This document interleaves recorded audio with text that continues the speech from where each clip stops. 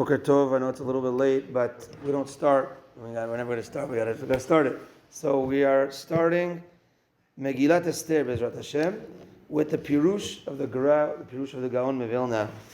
The Gaon Mevilna has, this is a very famous Pirush, and I'm excited myself to be learning it and teaching it Bezrat Hashem.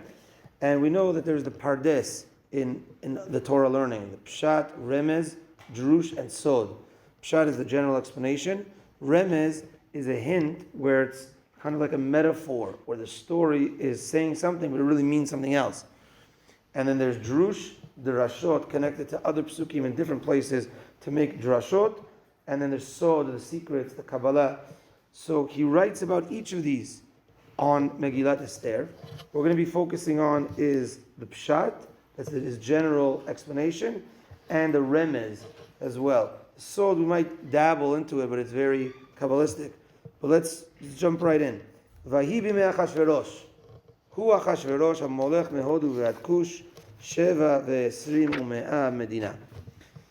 And behold, it was in the days of Achashverosh. He is Achashverosh, the one that ruled from Hodu, loosely translated as India, India ve'ad Kush, and until Africa, it's Ethiopia or Somalia, that's actually where Kush is. Africa, Sheva ve'esrim u'me'a medina. 127 countries. So the Gemara says, what does it mean by Hu Achashverosh?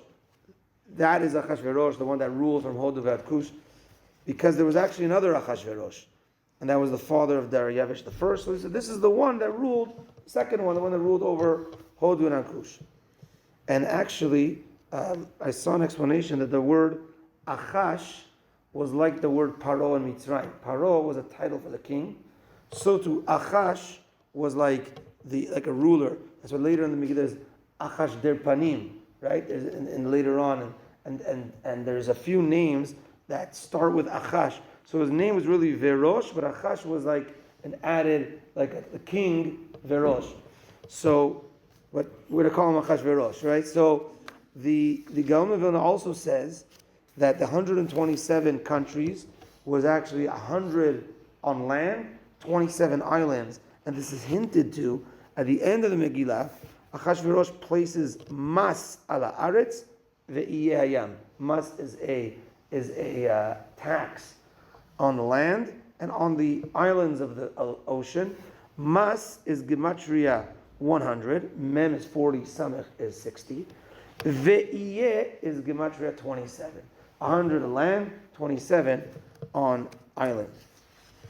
The remez on this pasuk, and the remez for the story of Megilat Esther is an unbelievable one, and the Gaon of Vilna says that the whole story is going to teach us how to deal with the Yetzer Hara, how to deal with our evil inclination. And Achashverosh in the story is the Yetzer Hara. We'll see what Haman is, but Achashverosh is the evil inclination. Hamolech mehodu ve'ad Kush. Hamolech is that he ruled on his own. He ruled on his own, meaning he was actually not from the bloodline he married into. He was like, his wife was the queen, he was the prince, really. He was the husband of the queen. But he overruled, and he was the one that killed his wife, Vashti. So he took the ruling on his own, and that's like the Yetzer Hara, that rules, and rules without, as he explains, without preparation. Meaning when a person wants to do something, you want to build, you want to do anything, you need to prepare yourself, you need to plan, etc. Anything that you want to do, you want to build, you want to destroy, you don't need to plan much. Or to sin, God forbid, you don't need to plan much. And the Yetzer Hara here is Hamolech, he rules on his own, and you could be a ruler, you could be a sinner very easily. You could become bad or evil very easily. You want to be good, it takes time, it takes growth, it takes effort, it takes persistence. So that is also the hint to Hamolech. Mehodu ve'ad Kush, he explains, Hod is beauty. Kush, it means the Kushi is black. So when a person's born, that's the most beautiful time. That's everybody's a beautiful baby, etc.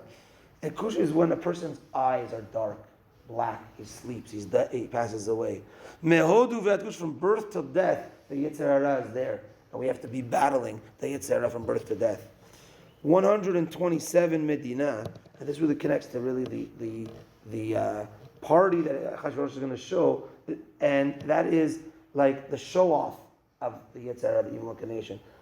It boasts of 127. So what's this all about? This is about the Yetzirah trying to show how beautiful the sin is, how he dresses it up, the lights and the glamour and the lust, etc. He said, wow, this is 127 countries and beautiful gold and silver. We're going to see the type of party through the Yetzirah trying to lure us to do sin. Let's do the next pasuk quickly. Bayamim ahem, kashevet hamelech. Okay, well, we won't do the next pasuk. Yeah. So I know the next is going to be a little bit long also. So we'll stop here. We'll do just one pasuk to get us. Let's call him back in for the minyan, and we'll do the next pasuk and more tomorrow. Be'ezrat Hashem. You already locked the door.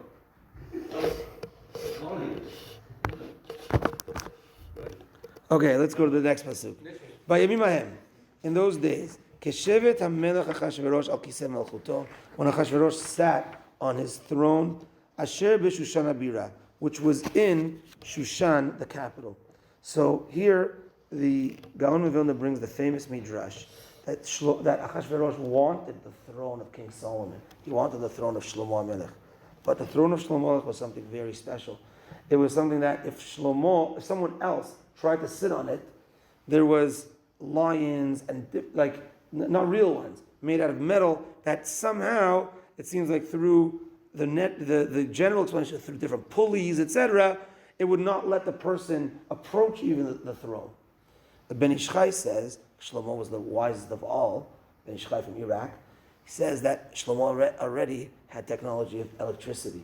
And he built his throne in a way, which was something that no one else had, that if someone would come, it would close up on them, it would trap them, it would do something that, and then some people were, so they couldn't replicate Shlomo HaMelech. He wanted that throne. So the best replica was from a craftsman in Shushan.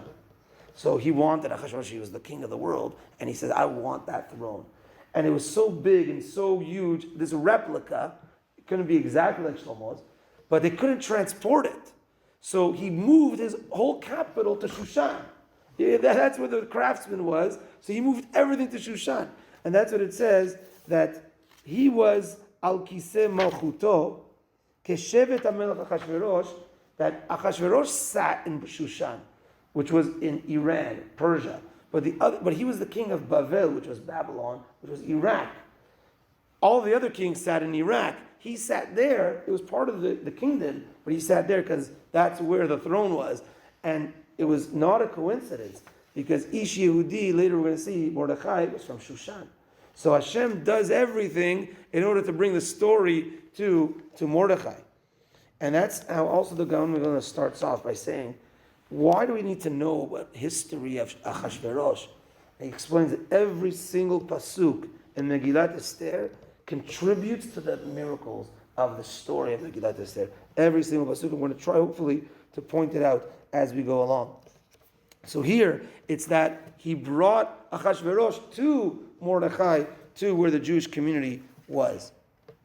And he says that this miracle of Purim was a hidden miracle. As we know, the name of Hashem does not appear once in the Megillah. It's a hidden miracle that it looks like nature, but Hashem is there behind the scenes. And he says this miracle was a greater miracle than Chanukah, and like in a way, the miracles that were in Egypt were miracles as we know it, and the miracle of Chanukah as well, where oil lasted for 8 days.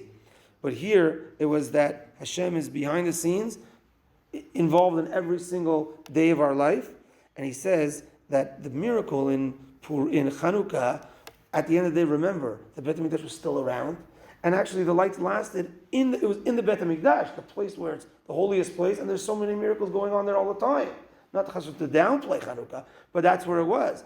And the story of Purim happened in Chutz La'aretz, outside of Israel, where generally miracles didn't take place. It took place in the 70 years between the first and second destruction. So that's what he says, how important the story of Purim is. And he says there's a mashal, there's a parable compared to the story of Purim.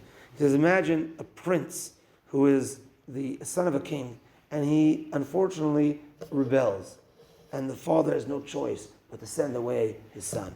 And it hurts him very much. But the father says, I want to make sure, I want to watch my son. So he hires his security, and he says, look, follow him.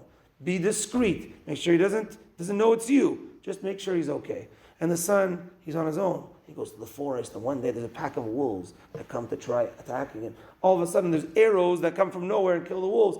And he finds these hunters. He says, what do you guys do? He says, we happen to be here hunting. It was really the guards behind the scenes. And then the next day, there's a wolf, or there's a lion, and all of a sudden, arrows come out of nowhere, and everything, he's about to be in danger, and he's saved by random people that are there, until he wakes up and realizes, oh my gosh, these aren't random people. These are my dad's guards, I'm sure. And he comes back to his father. So too, Hashem, in the galut, in the exile, brings us situations where it looks dangerous, and Hashem wants to teach us lessons, to come back to Hakadosh Baruch Hu. That's the story of Purim. We have to wake up and realize it's Hashem behind the scenes in every single way, every single moment. He is the one behind the scenes taking care of us. So that is also a very important message of Purim. The remez of this pasuk, just quickly, is that Achashverosh is the Yetzer Hara. And here he says he sits on a throne. The Yetzer Hara's throne, he brings sources. A chair, a throne, is comprised of 4 legs. The chair part, which is at the back, and the 2 arms, and the actual yashvan, the place where you sit on. And he says the 4 legs is the word chashmal. Chashmal means electricity. But chashmal in Kabbalah is a negative energy of bad malachim and bad sins. He says the 4 legs of the Yetzer Hara is these 4 types of sins. Chanufa. Chanufa means sucking up in a certain way, sucking up to Rishaim. So I'm a good person, but I suck up to this person, and I do things that I shouldn't be doing because I want to look good in front of this person's eyes. Shin is shakranim, lying. Mem, Hashmal, Mem is mesapre lashon hara, those that speak lashon hara, and Lamed is litzanim, is foolishness and being a joker, because you can't penetrate anything serious if all day you're laughing. It's a joke. Then nothing goes in. And he says the actual chair of the Yetzer Hara is ga'ava, is haughtiness, and the seat of the Yetzer Hara, what he sits on, is ta'ava, is lust. And these are the hints to the throne. This pasuk talk about keshevet al kiseh malchuto, right? Asher b'shon habira. That is the chair, throne of the Yetzer Hara, and the sins that we have to try to distant from the Yetzer Hara. So that's the first 2 psukim in Pshat and Remez of the Gaon Rishona. Thank you for staying on, and Bezrat Hashem, we will continue slowly tomorrow. Chazak u'baruch.